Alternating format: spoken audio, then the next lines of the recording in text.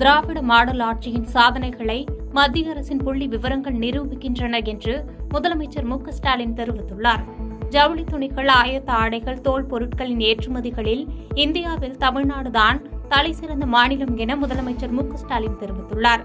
திராவிட model ஆட்சியின் சாதனைகளை மத்திய அரசின் புள்ளி விவரங்களே நிரூபிக்கின்றன. சில நாட்களுக்கு முன்பு 7 துறைகளில் தமிழ்நாடு இந்தியாவின் முன்னணி மாநிலம் என்பதை மத்திய அரசின் ஆய்வு அமைப்புகள் வெளியிட்டன. தற்போது மேலும் 3 துறைகளில் தமிழ்நாடு இந்தியாவின் சிறந்த மாநிலம் என்பதை மத்திய அரசின் புள்ளி விவரங்கள் நிரூபிக்கின்றன என்று தெரிவித்துள்ளார்.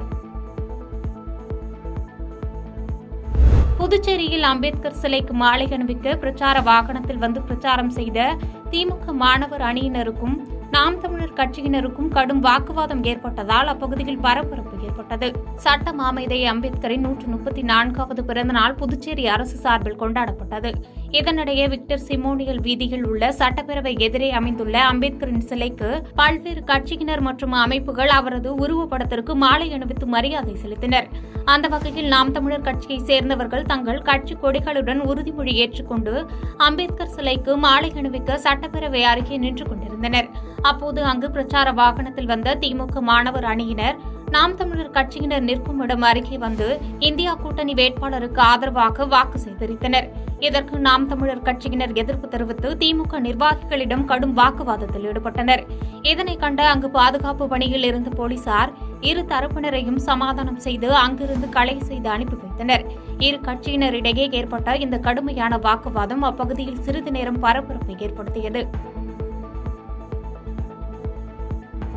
புதுச்சேரியில் 100% வாக்குப்பதிவை வலியுறுத்தி காங்கிரஸ் கட்சியினர் நூதன முறையில் வாக்குகளை சேகரித்தனர். புதுச்சேரியில் காங்கிரஸ் கட்சி சார்பில் வேட்பாளர் வைத்தியலிங்கம் போட்டியிடுகிறார். இதனிடையே வேட்பாளர் வைத்தியலிங்கத்தை ஆதரித்து புதுச்சேரி முத்தியால்பேட்டை தொகுதியின் காங்கிரஸ் கட்சி பொறுப்பாளர் ராஜேந்திரன் முத்தியால்பேட்டை சந்திப்பில் சாலையில் சென்ற வாகன ஓட்டிகள் மற்றும் பேருந்தில் சென்ற பயணிகளிடம் 100% வாக்குப்பதிவை வலியுறுத்தி வெற்றிலை பாக்கு மற்றும் வாழைப்பழம் வழங்கி கை சின்னத்திற்கு நூதன முறையில் வாக்குகளை சேகரித்தனர். திருவொற்றியூரை அடுத்த எர்ணாவூர் பாரதியார் நகரில் உள்ள சகாய மாதா ஆலயத்தில் ஞாயிறு திருப்பலியை முடித்து வெளியே வந்த கிறிஸ்தவ ஆண்கள், பெண்கள் என மக்களிடம் திமுக 5வது வார்டு கவுன்சிலரும் வட்டச் செயலாளருமான கே.பி. சொக்கலிங்கம் திமுக அரசின் சாதனைகளை விளக்கி வடசென்னை திமுக வேட்பாளர் கலாநிதி வீராசாமிக்கு ஆதரவாக வாக்கு சேகரித்தார். இதனைத் தொடர்ந்து தேவாலயத்தின் பாதிரியாருக்கு சால்வை அணிவித்து வாக்கு சேகரித்தனர்.